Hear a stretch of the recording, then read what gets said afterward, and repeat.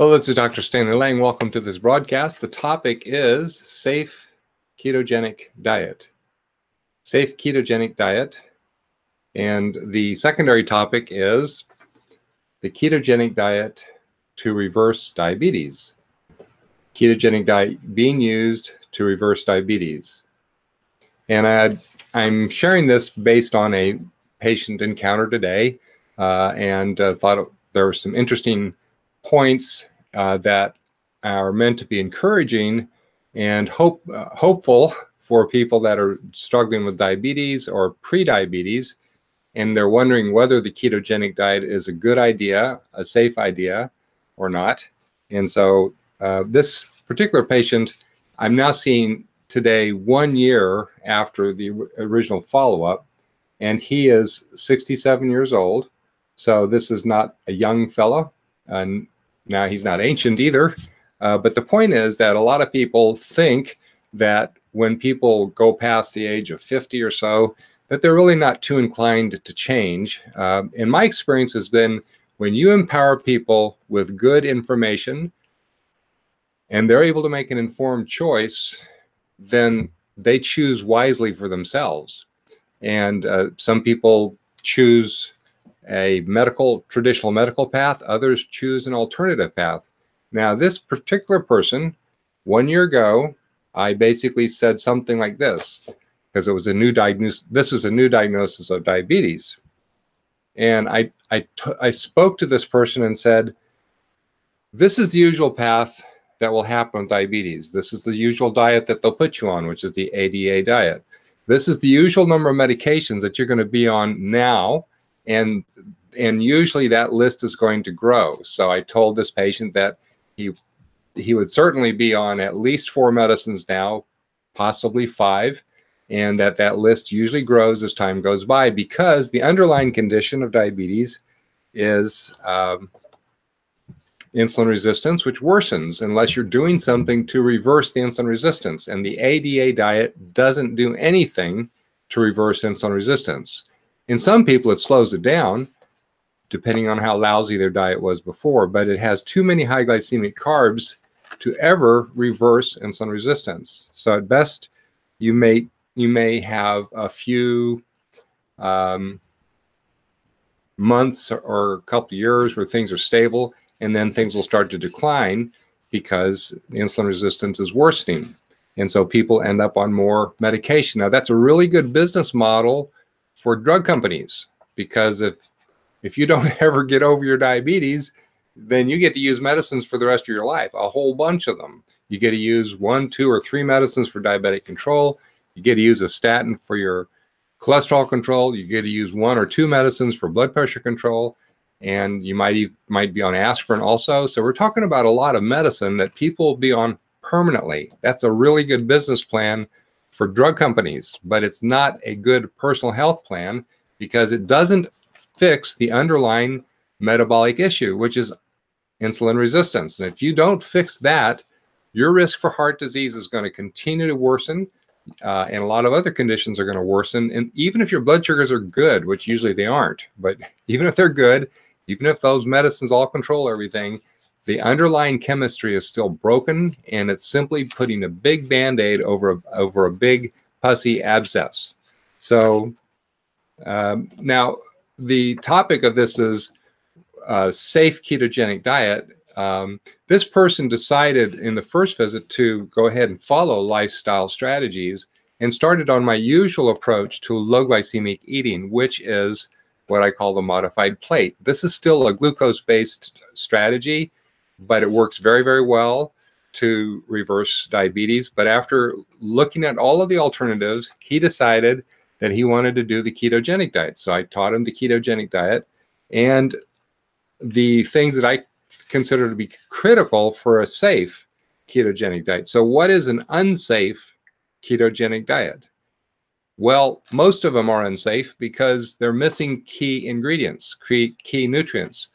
And as time goes by, I see more versions of unsafe diets because key nutrients are missing. And that works okay for a year or so, but it doesn't work long term. If you go long term with missing key nutrients, that's not good. Now, that's not that different from the average American diet. There's all sorts of key nutrients being missed in the average American diet. So I'm not trying to pick on anybody that's promoting the ketogenic diet and missing a few details. What I'm saying is that it's not as safe as it can be, or it might be downright unsafe depending on what nutrients are being left out of the program. And so an unsafe ketogenic diet is one that's missing key nutrients. So there's a lot of things that could be talked about as far as what's safe with a ketogenic diet, what's critical. And so I'm just going to mention three. There's more than three things to talk about, but the first and most important are the essential fats, which are the omega-3 and omega-6 essential fats. And most people have this completely wrong. They have the wrong sources for the essential fats, and they have the wrong amounts. So if you're missing on both of these things, you're missing, paradoxically and ironically, on a fat-based diet, missing the most critical fats in the right amount. And so if we're aiming for long-term health, this patient today that I saw back, he's intending to be on this diet the rest of his life because he feels great. And he's got all of his nutrient bases completely covered. He's not missing anything with a high, almost 100% degree of certainty. So essential fats, number one. Number two, critical supplements. Why are critical supplements needed? Because the food doesn't have all of the nutrients you need. And I don't care what kind of diet you're following, whether you're following the standard American diet, a low glycemic diet that's pretty well balanced, there are still critical nutrients missing, and that's just the inevitable consequence of eating in the United States today, in many places in developed countries, because the soil is depleted. So I don't care what you say, you're missing key nutrients. You can be eating organic all you want, you're still missing key nutrients. And so that's the second one. The third one is fiber. Well, how do you add fiber to a ketogenic diet? Well, there are ways to do it that works without throwing you out of ketosis. Ketosis being the state of being dependent on ketones for fueling your body, which is what the ketogenic diet is all about. So I'm not really defining the ketogenic diet too much today. I'm making some assumptions that you kind of know what it is, but basically we're depending on fat for fuel to fuel the whole part of our body that is not dependent on glucose, which is most of the body is not dependent on glucose. It can get by with other fuel, such as ketones. So the ketogenic diet purposely keeps us relying on ketones for fuel. And the consequence is that it kind of puts us into a state that's kind of like we're fasting. So we very rapidly start to change, and we start to burn fat for fuel in addition to the stuff that we're eating. Now, I'd like to share with you some of the metabolic changes of this particular patient over 1 year. They're pretty dramatic, but not unusual. This is the kind of stuff that I've seen many times. So the first thing I want to mention is that the blood pressure change is pretty dramatic. 188 over 130 is a hypertensive emergency, which is exactly what this person had, because he came into the hospital with what looked like a stroke, and his blood pressure was through the roof. He had emergency blood pressure treatment. Most recent blood pressure, 122 over 60. 122 over 60. He's not on any blood pressure medicines. This is because of the effects, the metabolic effects of being on this particular diet. So what is the weight change? In 1 year, this patient has lost 64.8 pounds following this dietary strategy. And this particular person is doing it almost exclusively without any significant exercise. Now, he is taking an occasional walk, but it's not a vigorous walk. Now, my recommendation is to have a significant both cardiovascular, aerobic, or high-intensity interval training and a significant strength training program. If this person was doing that, he'd be farther down the road. But just by doing the dietary strategy alone, he's produced these dramatic changes.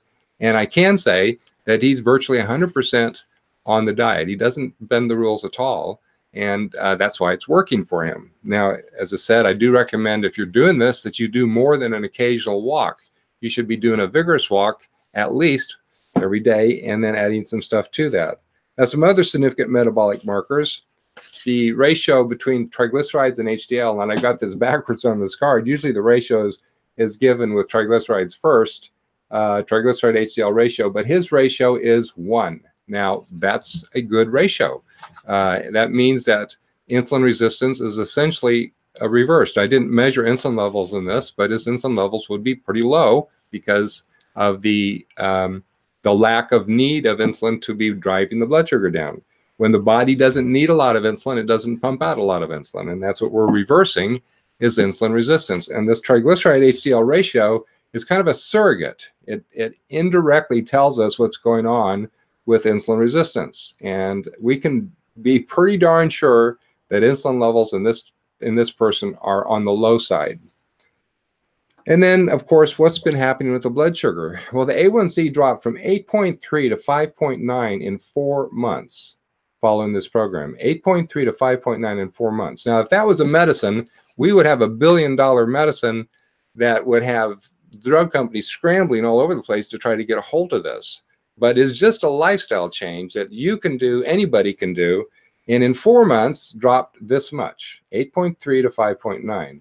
And then since then, it's just kind of slowly drifted down to 5.6. Still got a ways to go. And if this person was exercising like I recommend, it probably would be below 5 at this point. But because of the lack of exercise, it's not going down as fast now as it did at first.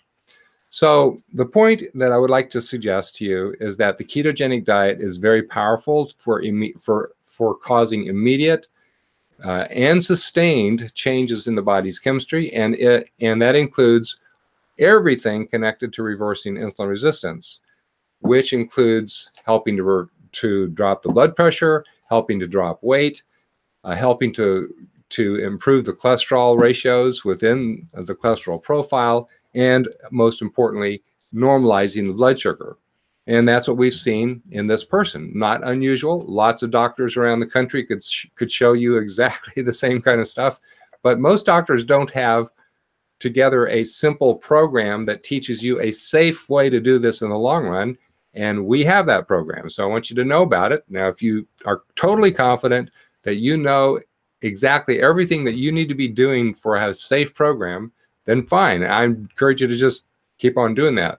But if you're not totally confident that you're getting the right amount of the essential fats, which are the omega-3s, and that's not fish oil, that is the essential fat, and the omega-6s, and you're getting the right amount of micronutrients that are critical for long-term health, getting some fiber from appropriate sources. If you're not confident about these things, I do encourage you to click on the link to get the program. It costs you less than a cup of coffee per day for a month, and then you're informed.